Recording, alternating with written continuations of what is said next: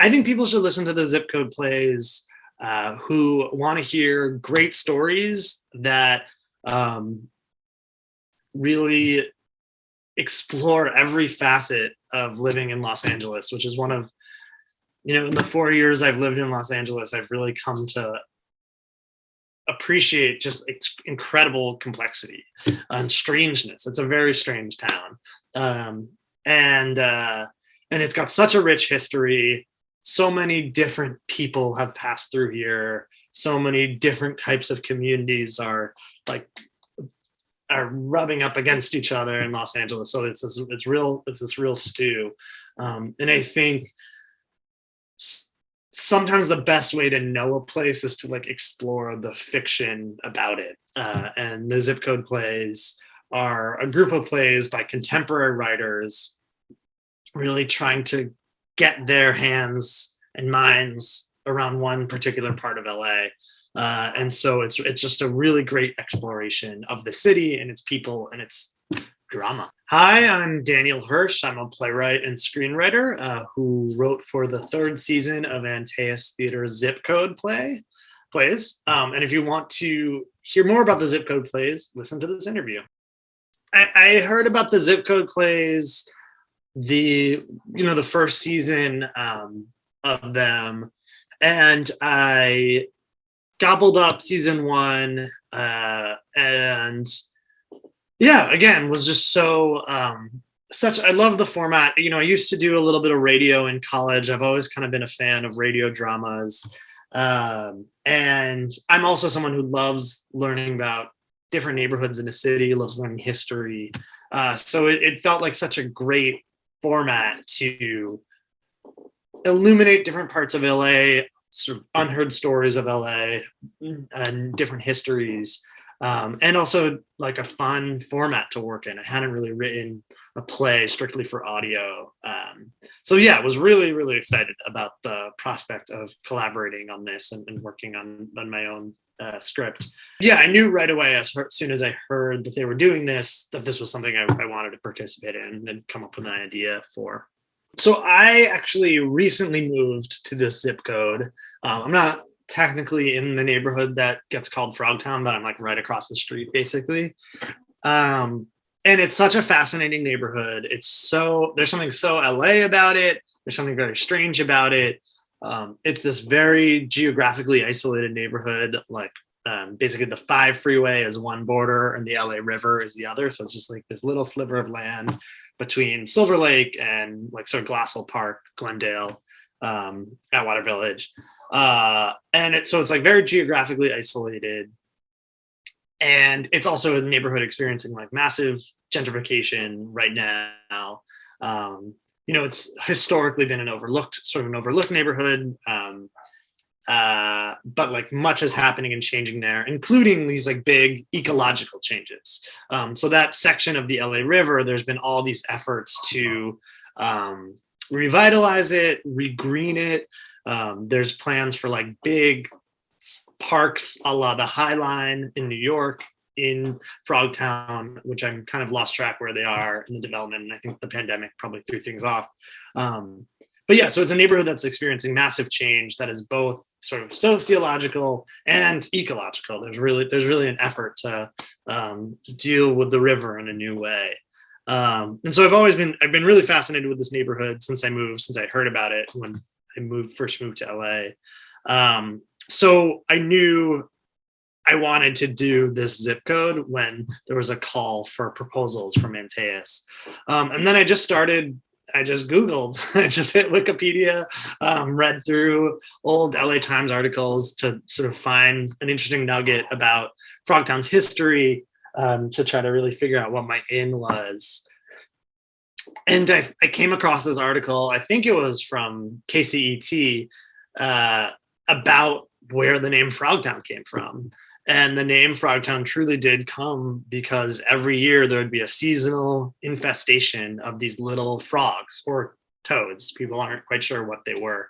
And I was like, wow, that's crazy. What happened to these frogs? And I think about in the 80s or 90s, suddenly there was no more frogs every spring. And it's unclear exactly why.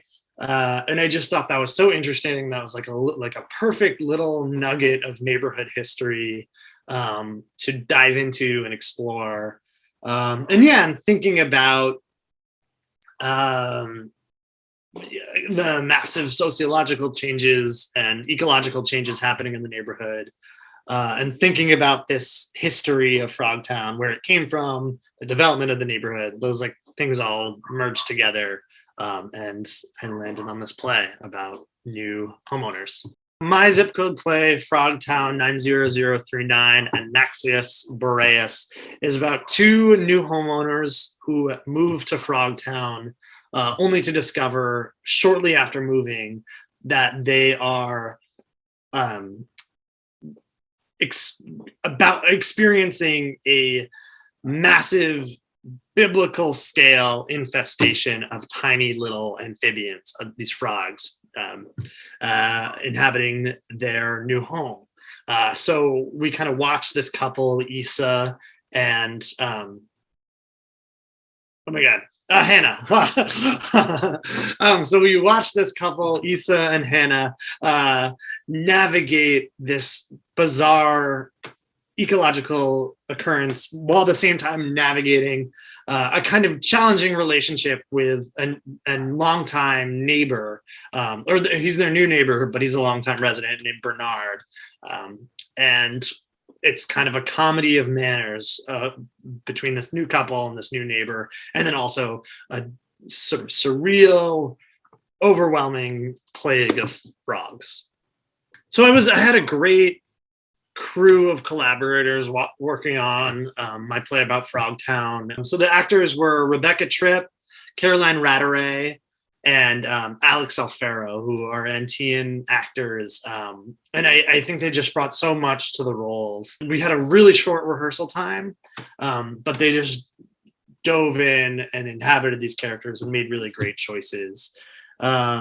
And then my director was a director named Sara Lyons, who I actually know from graduate school. And they, again, like with limited rehearsal time, really deconstructed the material and built it back up again with the actors. Because I mean, all of it took place on Zoom. So like we have this in the center of the play, there's a long-term relationship, and you have to feel the long-term and intimacy of their connection very quickly in the course of the play. And so that all happened on Zoom in like a very short rehearsal time. And then Jeff Gardner was our incredible sound designer. He designed all the sound for all of the zip code plays. I mean, I like, when I was writing this play, I was sort of nervous. I was like, is this too big? Like at some point there's frogs coming through the walls because like there's so, and there's a huge thunderstorm in the middle of the play. And I was leaning on that stuff because I was like, this is what audio drama can do that maybe like a stage play can't. It can do these big sound effects and put you like in a different world. And so I was a little sheepish when my first draft. And the Bill and Anna, the producers of the zip code play, and Jeff were like, no, go big.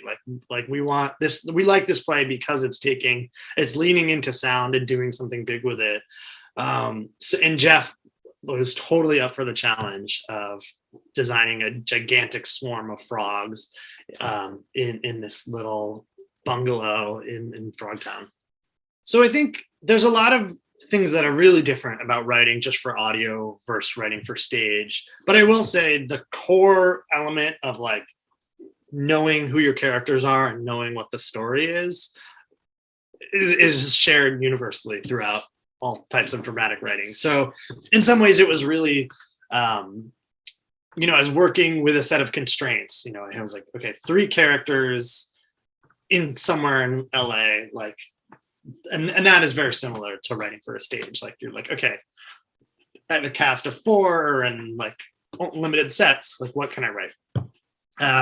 So in some ways it was very similar, and then in ways it was like really different. I think the freedom to explore sound and create big special effects is something I think I would shy away from on stage. You know, I'm an emerging writer, and you know, I'm often pitching plays to like young companies that don't have gigantic budgets. So in a stage play, I think I would feel pretty shy about being like, okay, in the second act, there's a gigantic infestation of frogs. I need the roof to collapse.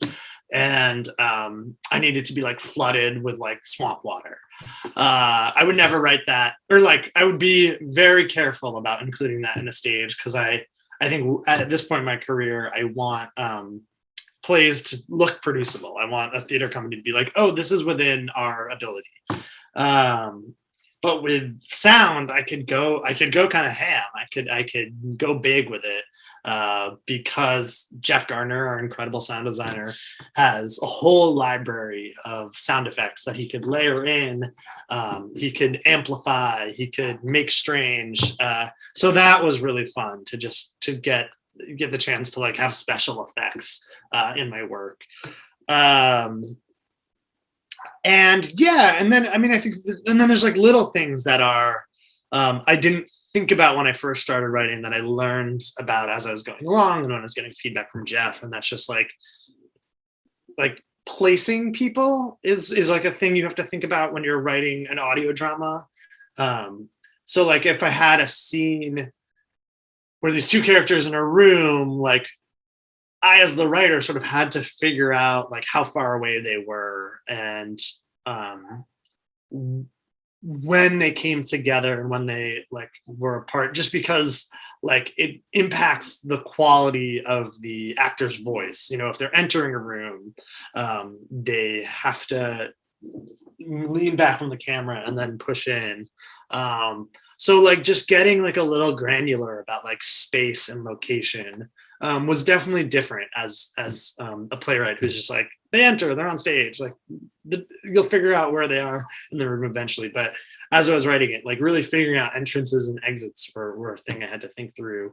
Yeah, and then just I think also you know, I had a theater writing my mentor in playwriting often said, like, if there's a vital piece of information in your play, you should probably say it twice, because like, what if someone coughs the first time an actor says it?